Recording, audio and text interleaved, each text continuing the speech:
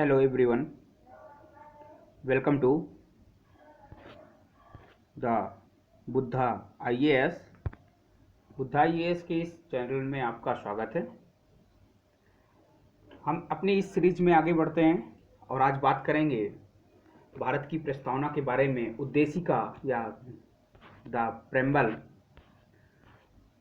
तो हम आज प्रस्तावना के बारे में आज बात करेंगे क्योंकि लगभग सभी देशों का संविधान एक प्रस्तावना से शुरू होता है और प्रत्येक संविधान के प्रारंभ में समानता एक प्रस्तावना होती है, क्योंकि माना जाता है कि प्रस्तावना में सारगर्भित चीजें होती हैं, पूरे संविधान के स्ट्रक्चर की बात कर देता है कि हमारा संविधान कैसा होगा, जिसके द्वारा संविधान के मूल उद्देश्यों को भी स्पष्ट किया जा सकता है। इसको बहुत सारे देश, बहुत सारे विद्वान इसको दर्शन मानते हैं, फिलॉसफी भी मानते हैं। लगभग अगर हम देखें तो बहुत हर जगह के संविधान में लगभग प्रस्तावना, जैसे अमेरिका संविधान है, स्विस संविधान है, आयरिश संविधान, जापानी संविधान, पश्चिमी जर्मनी का संविधान 1949, साम्यवादी चीन का संविधान 1954 का, फ्रांस का संविधान 1958 का, इन सभी का जो संविधान है वो प्रस्तावना से या उद्देशिका से ही प्रारंभ होता है। ठीक है, तो देखते हैं कि हमारी उद्देशिका क्या है हमारे देश का, क्योंकि हमारा जब संविधान बनना शुरू हुआ और जिस बीच में बना तो बहुत सारे देशों ने अपना संविधान बनाकर तैयार किया था और इसी से हम लोगों ने अध्ययन किया। हमारे सामने कई देशों का संविधान था। अमेरिका का संविधान था जो सबसे पहला संविधान था, 1787 में बना और 1789 में लागू हुआ। बहुत छोटा संविधान है अमेरिका का, उसमें कुल अभी तक 27 संशोधन हुए हैं। हमारे यहाँ 103 संशोधन हो चुके हैं। तो हमारे पास तो हमारा संविधान क्या है, हमने कई देशों के संविधान को लेकर पढ़ा, अध्ययन किया, फिर अपने समस्याओं पे, अपने देश के संविधान के बारे में विचार किया हमारी संविधान सभा ने। तो आज हम इसी पे बात करेंगे। हमारी संविधान है, हमारी प्रस्तावना क्या कहती है, हम भारत के लोग।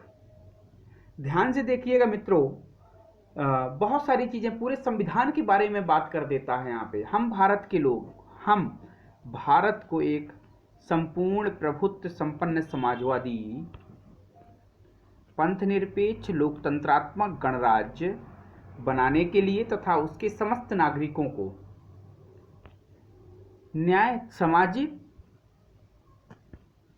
सामाजिक, आर्थिक और राजनीतिक न्याय, विचार, अभिव्यक्ति, विश्वास, धर्म और उपासना की स्वतंत्रता, प्रतिष्ठा और अवसर की समता प्राप्त करने के लिए तथा उन सब में व्यक्ति की गरिमा और राष्ट्र की एकता और अखंडता। किसकी बात कर रहा है? व्यक्तियों में राष्ट्र की एकता और अखंडता सुनिश्चित करने वाली बंधुता बढ़ाने के लिए दृढ़ संकल्प होकर अपनी इस संविधान सभा में आज तारीख 26 नवंबर 1949 मिति मार्गशीर्ष शुक्ल सप्तमी संवत 2006 विक्रमी को एतद द्वारा इस संविधान को अंगीकृत करते हैं, अधिनियमित करते हैं, आत्मर्पित करते हैं। अगर हम इनमें सबकी मीनिंग देखें, अंगीकृत, अधिनियमित और आत्मर्पित की, तो इंग्लिश में हियर बाय एडॉप्ट और इनेक्ट की बात करता है, give to our self this constitution. अगर हम इसका इंग्लिश वर्जन देखें तो हमारी इंग्लिश वर्जन हमें शायद बेहतर समझ आए। कुछ लोगों को इंग्लिश में समझ आएगा, कुछ लोगों को हिंदी में। ठीक है, कोई बात नहीं, यहाँ पे हमने दोनों लैंग्वेज पे दिया हुआ है, दोनों भाषाओं पे आपको मिलेगा। तो इंग्लिश में क्या कहता है, we the people of India having solemnly resolved to constitute India into a sovereign, socialist, secular, democratic republic and to secure to all its citizens। मतलब हमारे देश के सभी नागरिकों को क्या करता है, संपूर्ण प्रभुत्व संपन्न समाजवादी, पंथनिरपेक्ष लोकतंत्रात्मक गणराज्य बनाने के लिए समस्त नागरिकों को, सामाजिक, यहाँ लिखा सोशलिस्ट, सामाजिक, राजनीतिक, आर्थिक और राजनीतिक न्याय। 3 प्रकार का न्याय कौन कौन सा है? सोशलिक, सामाजिक, आर्थिक और राजनीतिक। सोशल, इकोनॉमिक और पॉलिटिकल न्याय, स्वतंत्रता, किसकी स्वतंत्रता? विचारों की स्वतंत्रता, एक्सप्रेशन की स्वतंत्रता, बिलीफ, फैथ और वर्शिप। ध्यान दीजिएगा, यहाँ 5 प्रकार की स्वतंत्रता की बात करता है। विचार, अभिव्यक्ति, विश्वास, धर्म और उपासना की स्वतंत्रता की बात करता है। 2 प्रकार की समानता की बात करता है, इक्वलिटी ऑफ स्टेटस और इक्वलिटी ऑफ अपॉर्चुनिटी। 2 की बात करता है। प्रतिष्ठा और अवसर, स्टेटस, प्रतिष्ठा, अपॉर्चुनिटी, अवसर की बात करता है। And to promote among them all fraternity, assuring the dignity of the individual and the unity and integrity of the nation की integrity in our constitution assembly this 26th day November 1949 to hereby adopt, enact and give to ourselves this constitution। ठीक है, समझ आ गया होगा। अब अब थोड़ा सा इसके बारे में देखिए, यहाँ पे बहुत सारे शब्द दिए हुए हैं। जैसे यहाँ पे हमारे कई शब्द हैं कि सामाजिक, आर्थिक और राजनीतिक न्याय। 3 प्रकार, हमारा जो हमारी प्रेम्बल है, हमारी प्रस्तावना है, 3 प्रकार के न्याय के बारे में बात करता है। सामाजिक न्याय, समाज को न्याय मिलना चाहिए। आर्थिक न्याय, आर्थिक रूप से न्याय भी मिलना चाहिए। राजनीतिक न्याय, राजनीति में भी न्याय होना चाहिए। आप देखते ही हमारा संविधान कैसा बना हुआ है, सभी को वोट डालने का अधिकार है, चुनाव लड़ने का अधिकार है, बशर्ते वो उस पद के लिए योग्यता निर्धारित जो है उसको फॉलो करता हो। विचार स्वतंत्रता, 5 प्रकार की स्वतंत्रता की बात करता है। विचार, आपके विचार क्या है? बोलने के लिए अभिव्यक्ति की आजादी है आपके पास, आर्टिकल 19। विश्वास, धर्म और उपासना, पूजा पाठ की भी आजादी है, आपको अपने धर्म को मानने की भी आजादी है। स्वतंत्रता, हमारे मूल अधिकार में सब कुछ दिया हुआ है, तो ये फंडामेंटल राइट्स की बात करता है। समानता की बात करता है, प्रतिष्ठा और अवसर की समानता, सभी को अवसर मिलेगा नौकरियों में। लेकिन वो अपवाद कुछ चीजें हैं कि हमारे संविधान में कहा गया है कि हम आरक्षण दे सकते हैं किसी को कुछ टाइम के लिए, तो वही कहता है कि प्रतिष्ठा और अवसर की समानता की बात करता है। इसी प्रकार आगे देखें हम तो इसको हमने स्वीकार किया, 26 नवंबर 1949 को स्वीकार किया। ठीक है, तो ये हमारी प्रस्तावना हुई। अब प्रस्तावना में कुछ संशोधन किया गया है। पहले तो मैं बता दूं कि प्रस्तावना को सर्वोच्च न्यायालय ने संविधान का ही भाग माना है। पहले जब सुप्रीम कोर्ट ने 73 से पहले केशवानंद भारती बनाम केरल राज 1973 से पहले प्रस्तावना को संविधान का भाग नहीं माना जाता था, तो उसमें बीच में डिस्प्यूट होता था सरकार और सुप्रीम कोर्ट के बीच में। 1973 में जब केशवानंद भारती बनाम केरल राज्य के वाद में सुप्रीम कोर्ट ने, न्यायालय ने प्रस्तावना को संविधान का भाग माना और इसके साथ स्पष्ट भी किया कि संविधान के अन्य उपबंधों की भांति जो भी अन्य उपबंध है, अन्य आर्टिकल्स हैं, अन्य कानून हैं की भांति संशोधन किया जा सकता है। किंतु याद रखिएगा, बुनियादी ढांचे का सिद्धांत कब आया था? 1973 में केशवानंद भारती के केस में आया था। केशवानंद भारती के केस में आया था। ये पंडित थे एक साउथ इंडिया में, दक्षिण भारत के, और तभी किया गया। संशोधन तो किया जा सकता है, लेकिन बुनियादी ढांचे का सिद्धांत मानना पड़ेगा। अनुच्छेद 368 के अधीन उल्टा या छेड़ा नहीं जा सकता, किसी को हम पलट नहीं सकते हैं। ठीक है, तो 368 से संविधान होता है। यही कहा गया कि 368 के अनुसार हम संविधान का संशोधन कर सकते हैं, लेकिन हम मूल ढांचे पे परिवर्तन नहीं कर सकते हैं, उसकी से साथ छेड़छाड़ नहीं कर सकते हैं। और ये भी वहां पे कहा कि हमारी प्रस्तावना न्याय योग्य नहीं है, इसके आधार पर कोई न्याय नहीं किया जा सकता है, और यही हमारे संविधान की विशेष बात है। ठीक है, और अगर हमारा संविधान कुछ प्रावधान अगर अस्पष्ट हैं, तो हम इस स्पष्ट करने के लिए हम प्रस्तावना का आधार लेते हैं, प्रस्तावना की बात करते हैं कि हमारी प्रस्तावना क्या कहती है, और उसी टाइम पे इस प्रस्तावना में संशोधन किया। कब किया? जब संविधान संशोधन किया गया 1976 में। संविधान संशोधन अधिनियम 1976 में एक संशोधन हुआ, और यहाँ मैं आपको बता दूं कि प्रभुत्व संपन्न लोकतंत्रात्मक गणराज्य की जगह आपकी संपूर्ण जोड़ा गया और समाजवादी पंथ निरपेक्ष जोड़ा गया। तो पूरा मिला के क्या हो गया? संपूर्ण प्रभुत्व संपन्न समाजवादी पंथ निरपेक्ष लोकतंत्रात्मक गणराज्य हो गया। फिर राष्ट्र की एकता की जगह एक शब्द जोड़ दिया गया, राष्ट्र की एकता और अखंडता की बात करता है। किसकी बात करता है? यहाँ देखिए, राष्ट्र की एकता और अखंडता की बात करता है, अखंडता शब्द जोड़ दिया गया यहाँ पे। ठीक है, तो यही सब है। और यह संशोधन लागू कब हुआ था? यह संशोधन आपका लागू हो गया था 3 जनवरी 1977। जनता पार्टी की सरकार आने से पहले इसको लागू करा दिया इंदिरा गांधी ने।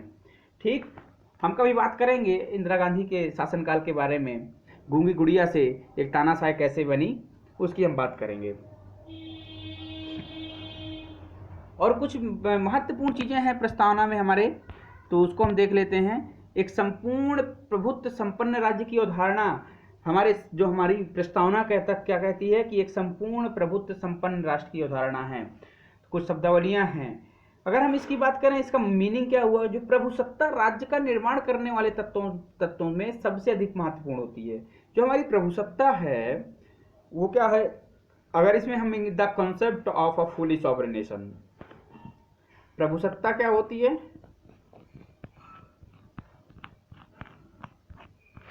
प्रभुसत्ता राज्य का निर्माण करने वाले तत्वों में सबसे अधिक महत्वपूर्ण होती है। वास्तव में यह कसौटी है जिसके द्वारा, यह एक बात ध्यान से सुनिएगा, ये वास्तव में यह वह कसौटी जिसके द्वारा राज्य एवं अन्याय समुदायों के बीच भेद प्रकट करता है। जो सॉवरेनिटी होती है, इसका मतलब है कि राज्य का सर्वोच्च शक्ति से जो आदेश दे सकती है, राज्य की उस सर्वोच्च शक्ति से आदेश दे सकती है। ठीक है, प्रभुसत्ता के हमेशा दो पहलू होते हैं, एक आंतरिक और बाह्य। आंतरिक रूप में राज्य सर्वोच्च होता है, ध्यान रखिएगा, इसके दो पहलू हैं, एक होता है इंटरनल, एक होता है एक्सटर्नल। इंटरनल क्या है? राज्य वह सर्वोच्च शक्ति है, और इसमें होता है राज्य सर्वोच्च शक्ति हो जाएगा। इंटरनल में क्या हो जाएगा? सर्वोच्च शक्ति हो जाएगा, और एक्सटर्नल में क्या हो जाएगा? राज्य स्वतंत्र राज्य के अंदर निवास करने वाले प्रत्येक व्यक्ति एवं समुदाय के लिए आवश्यक है ना। वह राज्य के आदेशों को पालन करेगा। राज्य अपने से बाहर भी किसी शक्ति पर आश्रित नहीं होता है, याद रखिएगा, राज्य अपने से बाहर किसी शक्ति पर आश्रित नहीं होता है। ठीक है,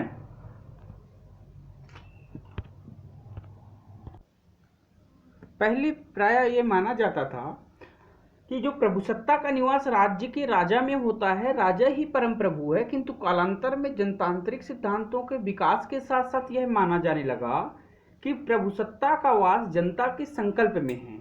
प्रभुसत्ता का वास जनता के संकल्प में है, राजा की इच्छा में नहीं।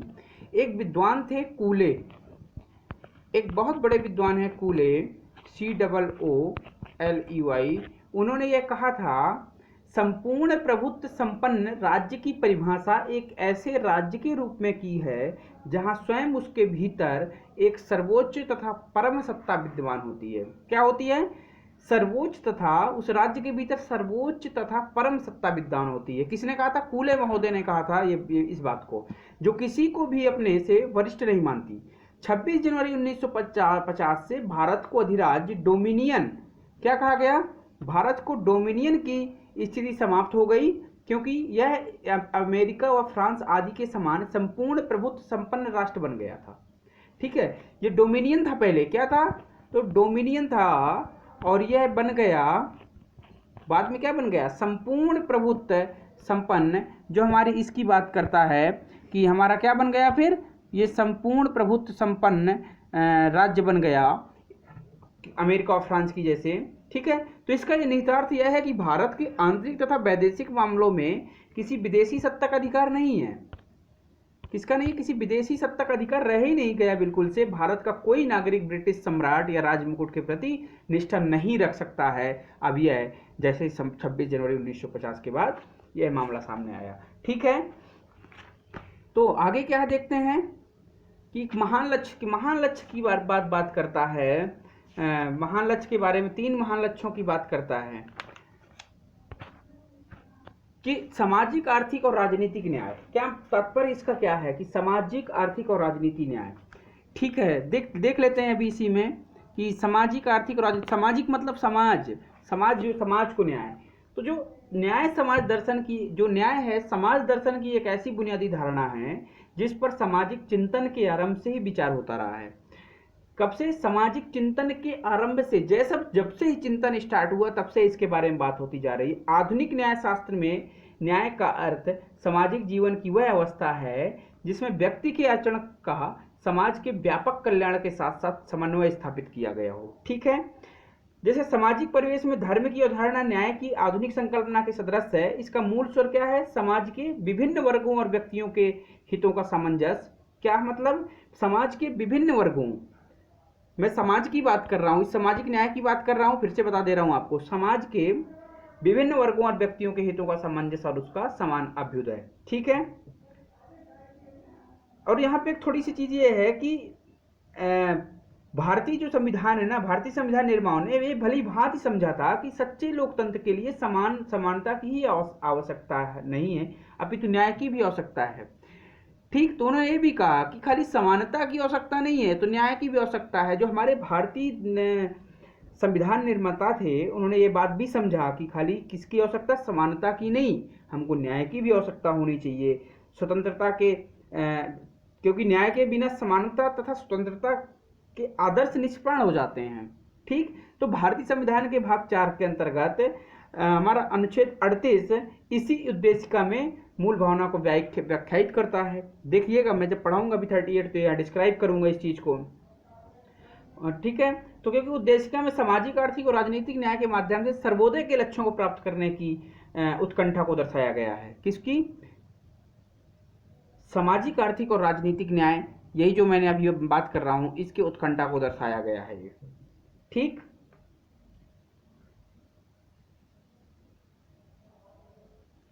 और एक बात तो ये, भारतीय संविधान की आत्मा कहा गया है इसको, प्रेम्बल को भारतीय संविधान की क्या कहा गया है? आत्मा कहा गया है। ठीक है, अब यहाँ न्याय की बात करते हैं कि कौन सा न्याय? आर्थिक न्याय की बात कर लेते हैं। तो आर्थिक न्याय का मतलब है कि धन संपदा के आधार पर व्यक्ति व्यक्ति के बीच विभेदी दीवार को खड़ा नहीं किया जाना चाहिए। जैसे मैं एक छोटा सा एग्जांपल देता हूं, समान काम के लिए समान वेतन। क्या मतलब है? पहले क्या होता था? महिलाओं को समान काम के लिए समान वेतन नहीं मिलता था। यही अगर हम इसका एग्जांपल लें आर्थिक न्याय के लिए तो बेहतर होगा। किसकी बात करें? आर्थिक न्याय की बात कर लेते हैं हम। तो आर्थिक न्याय का मतलब है कि धन संपदा के आधार पर व्यक्ति व्यक्ति के बीच विभेदी दीवार को नहीं खड़ा किया जाना चाहिए, साथ ही उस आदर्श स्थिति तक पहुंचने का यत्न किया जाना चाहिए। आदर्श स्थिति क्या है? जिसमें देश की संपत्ति का नागरिकों के बीच यथासंभव समान वितरण हो सके।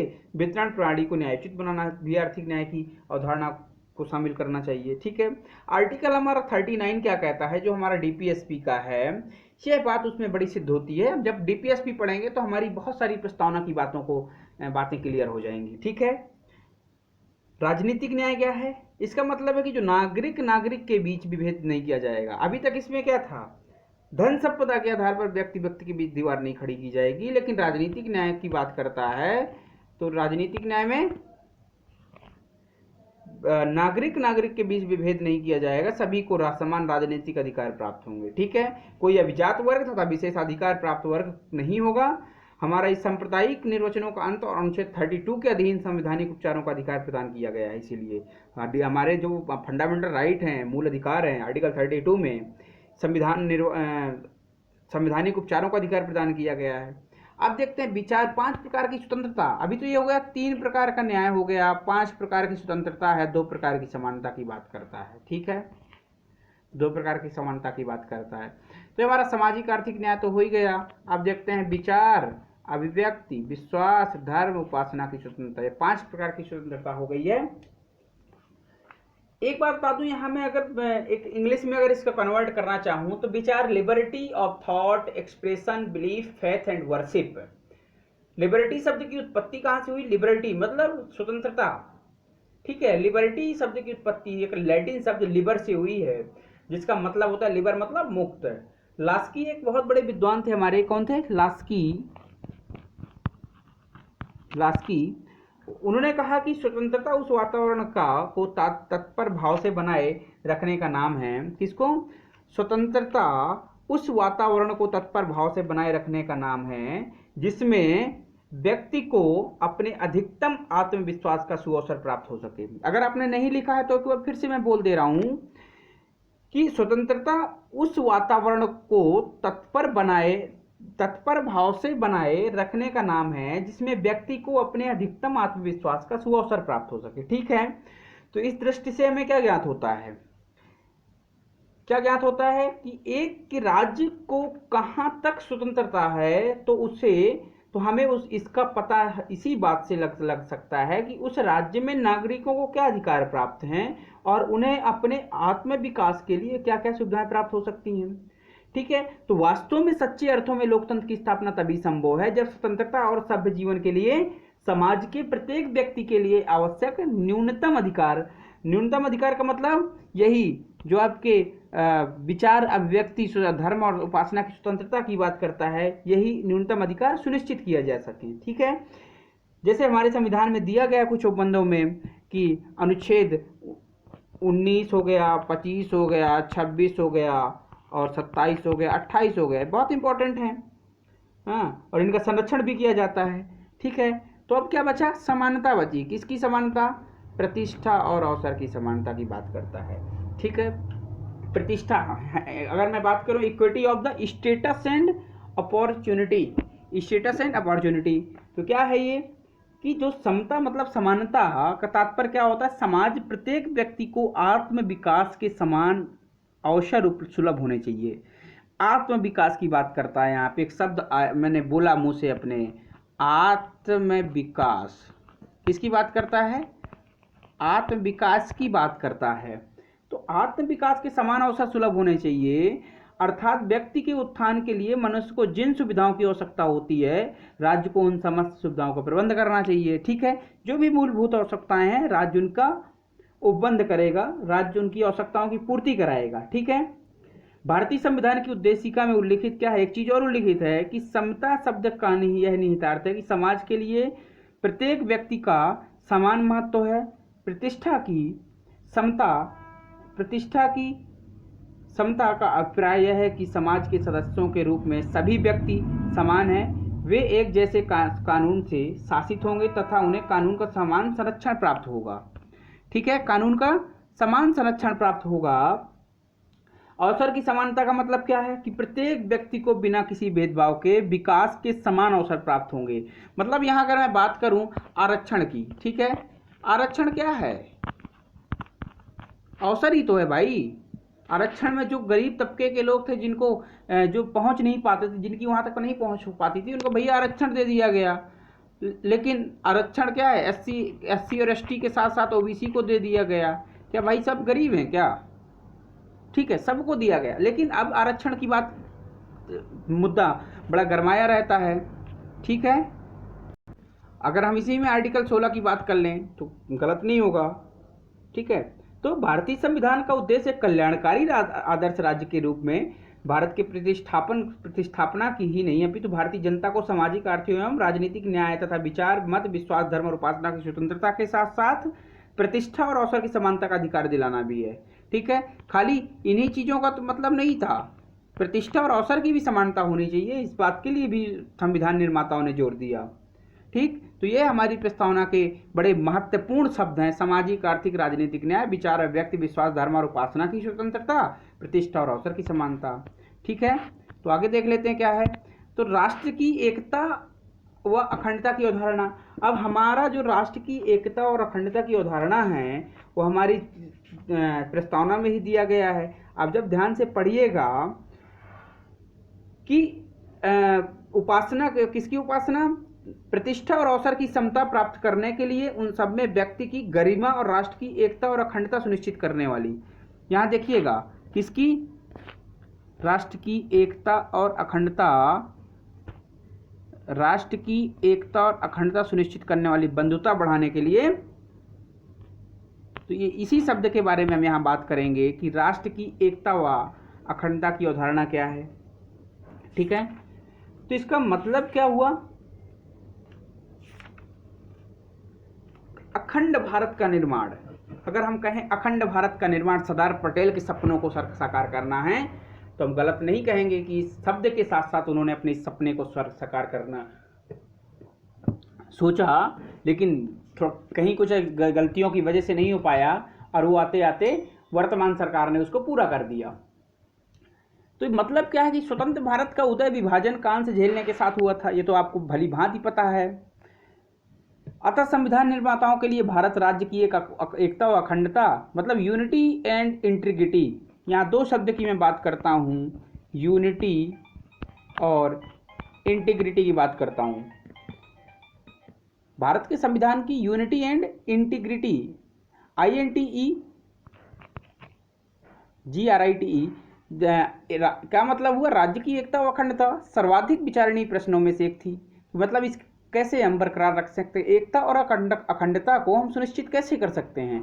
तो भौगोलिक तथा सांस्कृतिक विभिन्नता से विभूषित भारतवर्ष में क्षेत्रीय की भावना पनपना एक स्वाभाविक परिणति मानी जा सकती है। क्यों? क्योंकि भारत में इतनी तो रियासतें थी, 563 रियासतों को एक सूत्र में पिरोना पटेल के लिए बड़ा मुश्किल काम था। तो इसी भावना के चलते अलगाववाद की कुचेष्टा से भी इनकार नहीं किया जा सकता था, है ना। तो यही कारण है कि उद्देशिका में हमें ये शब्द देने पड़े कि व्यक्ति की गरिमा, डिग्निटी ऑफ द इंडिविजुअल, मतलब एक इंडिविजुअल व्यक्ति की गरिमा की गारंटी प्रदान की गई है। और संविधान निर्माता ये भी सोच रहे थे, उनकी बड़ी दूरदर्शी सोच थी कि व्यक्ति की गरिमा उसका सबसे बड़ा मानवाधिकार हो सकता है। तो व्यक्ति राष्ट्र द्वारा अंगीकृत मानवाधिकार घोषणा पत्र, राष्ट्र में एक बात करता हूँ यहाँ पे, मानवाधिकार घोषणा पत्र 1948 की, ठीक है, में उल्लेख है इस चीज़ का कि सभी मनुष्य जन्म से गरिमा और अधिकारों की दृष्टि से स्वतंत्र हैं। तीन चीज़ों की यहाँ पे उल्लेख किया गया था घोषणा पत्र में कि सभी मनुष्य जन्म से किस चीज़ के लिए? गरिमा, ठीक है, गरिमा और अधिकारों की दृष्टि से आपके अधिकार क्या होंगे। जो भारतीय संविधान अधिकार 19 में और हमारे मूल अधिकार 12 से 35 की बात करता है, यहाँ पे कुछ चीज़ें हैं कि जन्म से गरिमा और अधिकारों की दृष्टि से स्वतंत्र होगा। तो उद्देशिका में व्यक्ति की गरिमा के पोषण के साथ साथ भारत राज्य की एकता और अखंडता सुनिश्चित करने के लिए, मतलब बंधुत्व यानी फर्टिलिटी बढ़ाने के लिए बात की गई थी, ठीक है। पूरा जोर दिया था संविधान निर्माताओं ने। इससे यह ध्वनित होता है कि राष्ट्र की एकता और अखंडता का मुख्य आधार व्यक्ति की गरिमा एवं भाईचारे में निहित हो सकती है, ठीक है। इसी के बाद उसमें 3 लक्ष्य दिए गए थे जो मैंने अभी इसमें बात करी। इसी के बाद ये 3 लक्ष्यों का 3 लक्ष्य कौन कौन से हैं? सामाजिक, आर्थिक, राजनीतिक न्याय, दूसरा विचार है व्यक्ति, विश्वास, धर्म और उपासना की स्वतंत्रता, तीसरा है प्रतिष्ठा और अवसर की समानता की बात करता है, ठीक। और इसको संविधान की आत्मा भी कहा गया था। इसके साथ साथ कई शब्द थे। एक समाजवादी राष्ट्र की संकल्पना भी की गई थी। इसके बाद एक पंथ निरपेक्ष राष्ट्र की अवधारणा भी विकसित हुई थी। फिर एक लोकतंत्रात्मक गणराज्य की अवधारणा। तो लोकतंत्रात्मक गणराज्य का मतलब क्या है, यहाँ भी ये भी थोड़ा सा देख लीजिए। लोकतंत्र मतलब डेमोक्रेसी, इसको इंग्लिश में हम कहेंगे डेमोक्रेसी। ये यूनानी शब्द है। जो हमारा डेमोक्रेसी है ये एक यूनानी शब्द है और ये 2 शब्दों से मिलकर बना है।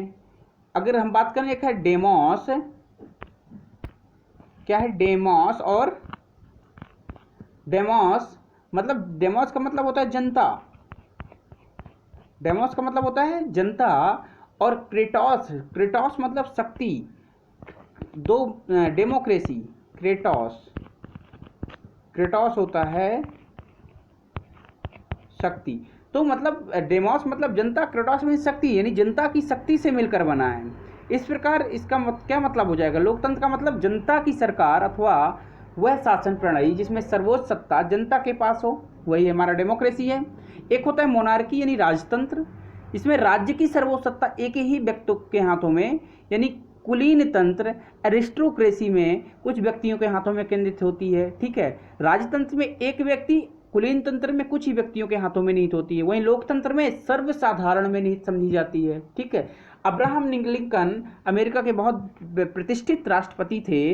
उन्होंने एक बहुत बढ़िया बात कही थी कि जनता का जनता के लिए, फेमस वाक्य उनका ये लोकतंत्र के बारे में, हमेशा सभी बात करते हैं जनता का जनता के लिए, जनता द्वारा कहकर सटीक रूप से परिभाषित करने का प्रयत्न किया था उन्होंने, ठीक है। तो भारतीय संविधान की उद्देशिका में जिस प्रकार लोकतंत्र गणराज्य शब्द का प्रयोग किया गया है, उससे राजनीतिक लोकतंत्र की भावना के साथ साथ आर्थिक और सामाजिक लोकतंत्र की कल्पना भी अभिव्यक्त होती है, जिसमें न्याय, स्वतंत्रता, समानता, समता, बंधुत्व की भावना होगी। शासन की पद्धति के रूप में जिस लोकतंत्र की प्रतिष्ठापना की गई है वह प्रतिनिधि लोकतंत्र है। भारत के लोग अपनी प्रभुता का प्रयोग कर केंद्र में संसद और प्रत्येक राज्य में विधानमंडल के माध्यम से कर सकेंगे। एडल्ट फ्रेंचाइजीज वयस्क मताधिकार के माध्यम से जनता अपना प्रतिनिधि चुन सकेगी। ठीक है, तो यहाँ ये क्या है, एक सभ्य देश का सभ्य संविधान है, लोकतंत्र देश, लोकतंत्रात्मक देश का एक आदर्श संविधान हम कह सकते हैं, कठोर और लचीले का समन्वय कह सकते हैं हम इस संविधान को। इसीलिए हम एक शब्द यहाँ उपयोग किया गया, हम भारत के लोग। इसी शब्दों के माध्यम से जनता की सर्वोच्चता प्रभुत्वता घोषित कर लोकतंत्र को आभूषित किया जाता है भारत में। तो इसीलिए भारत का संविधान एक महान संविधान कहलाया ना। एक शब्द और आता है वहां पे, एक पंथ निरपेक्ष राष्ट्र की अवधारणा। पंथ निरपेक्ष का मतलब क्या होता है, ध्यान से सुनिएगा। पंथ निरपेक्ष बहुत आजकल विवादों में रहता है, राजनीतिकरण के कारण ये शब्द विवादों में रहता है। पंथ निरपेक्ष और धर्म निरपेक्ष की बात करते हैं, राष्ट्रवाद की बात करते हैं, लेकिन नेताओं को इन सब चीज़ों से मतलब नहीं होता, उनको तो अपना उल्लू सीधा करना होता है।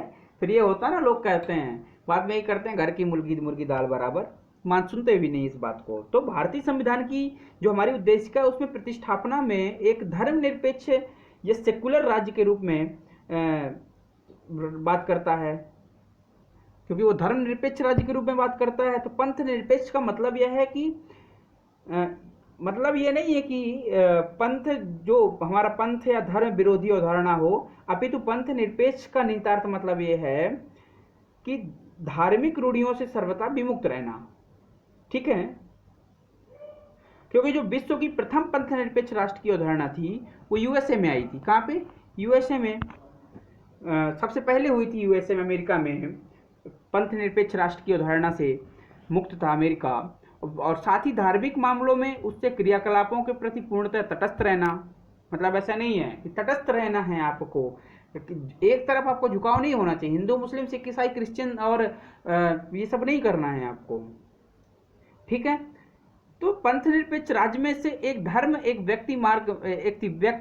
व्यक्तिक मामला, ये पर्सनल मामला माना जाता है, और इसीलिए हमने वहाँ पे अधिकारों में भी इसका उल्लेख कर दिया था। भारतीय संविधान के मूल अधिकार 25 से 28 में भी इसका उल्लेख किया गया है, और करना भी जरूरी था, नहीं वो मामला बड़ा पेचीदा हो जाता है। विचार या विश्वास है कि इस बारे में राज्य कोई हस्तक्षेप नहीं करेगा।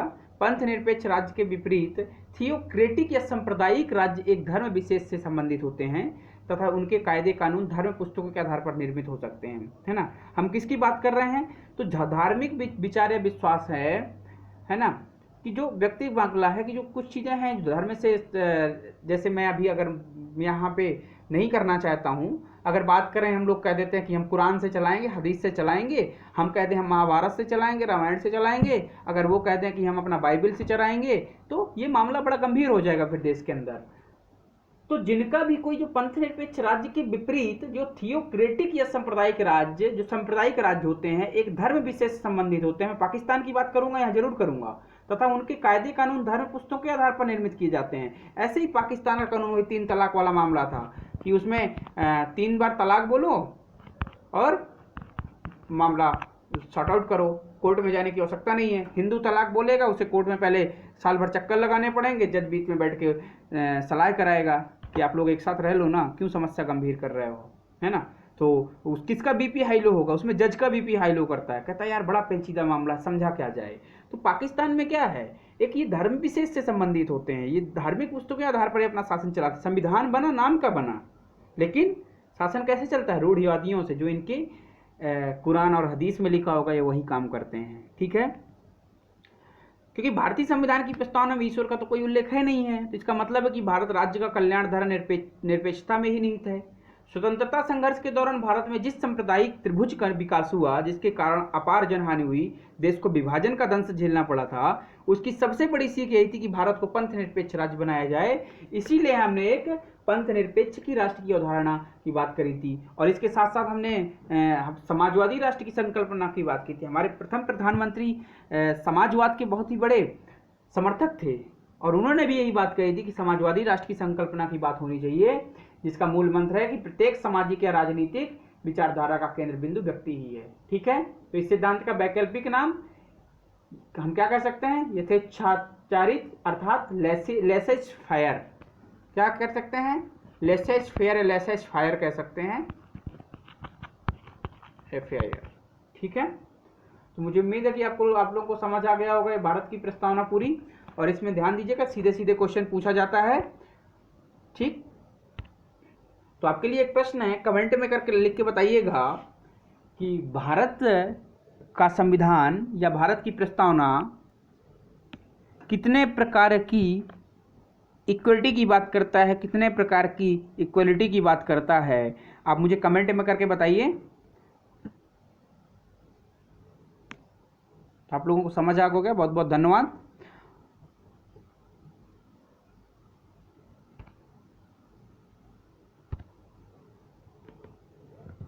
Hello hello.